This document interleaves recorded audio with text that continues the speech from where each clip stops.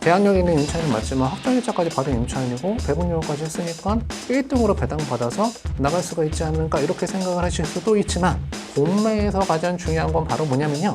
만약 이런 임차인보다 법정기일이 우선한 세금이나 공과금이 있다고 하면 그게 먼저 배당을 받아간다는 게 포인트입니다. 그래서 여러분들이 항상 공매물건 같은 거 보실 때는 재산명세서를 봐갖고 법정기일이 우선한 세금이나 공과금이 있는지 반드시 확인하셔야 돼요.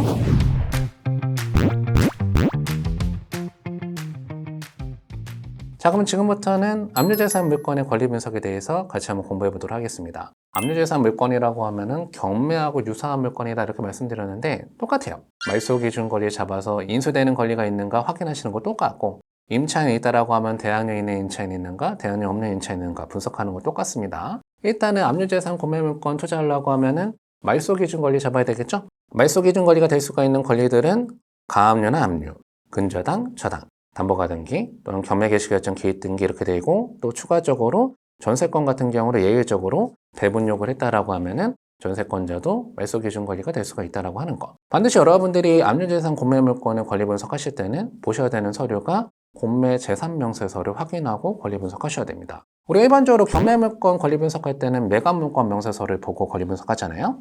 공매물건 권리 분석하실 때는 공매 재산명세서를 반드시 확인하고 권리 분석을 하셔야 됩니다. 자, 그럼 그 권리 분석에 대한 사례 몇 가지를 한번 보면서 압류재산 공매물건 권리 분석 같이 한번 배워보도록 하겠습니다. 공매관리번호 2022-00608-001번 사건입니다. 소재지를 보니까 서울특별시 성동구 마장동으로 들어가는 물건입니다. 일단 성동구 마장동 하면은 굉장히 유명한 동네죠? 아시는 분들은 다 아시겠지만 우시장이 유명한 동네, 소고기를 굉장히 싸게 사 먹을 수가 있는 동네인데 물건 용도를 보니까 주거용 건물, 다세대 주택이 공매가 나왔던 사건입니다. 재산에 대한 종류를 보니까 압류재산 이렇게 나와 있죠. 압류재산 물건이 공매물건 나왔으면 여러분들 권리 분석 다 하셔야 돼요. 경매랑 똑같이.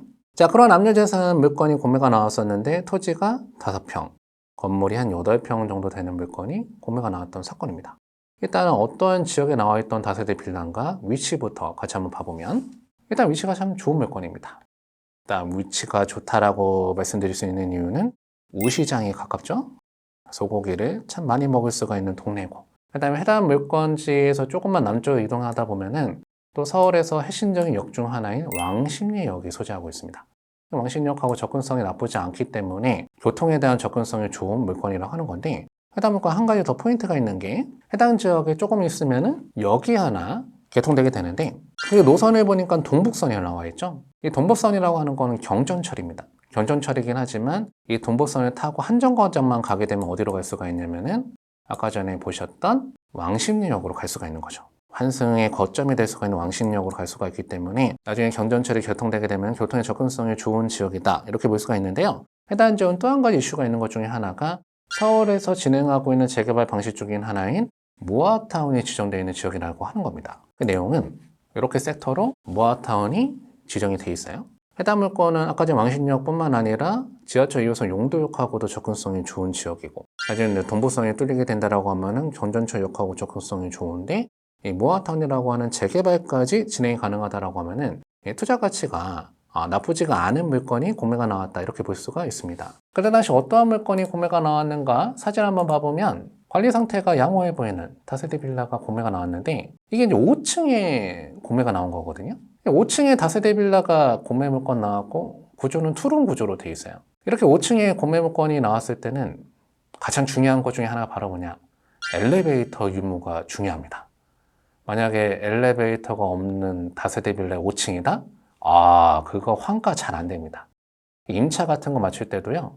임차가 이제 젊은 사람들 위주로만 임차가 나가요.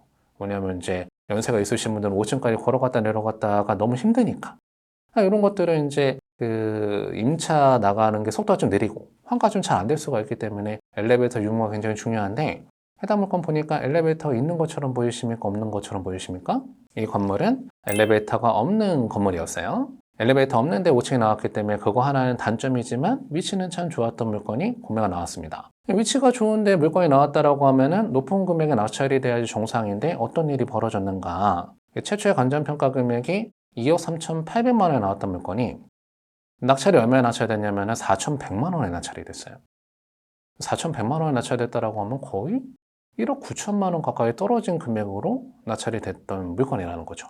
과연 이 물건은 어떤 문제점이 있었는가? 권리 분석을 지금부터 같이 한번 해보도록 하겠습니다. 권리 분석을 하실 때는 공매 재산명세서를 봐야 된다고 말씀드렸죠? 재산명세서 클릭 한번 해보면 자, 이렇게 되어 있는 물건이었어요. 일단 여러분들이 공매 물건이나 겸해 물건이나 똑같습니다.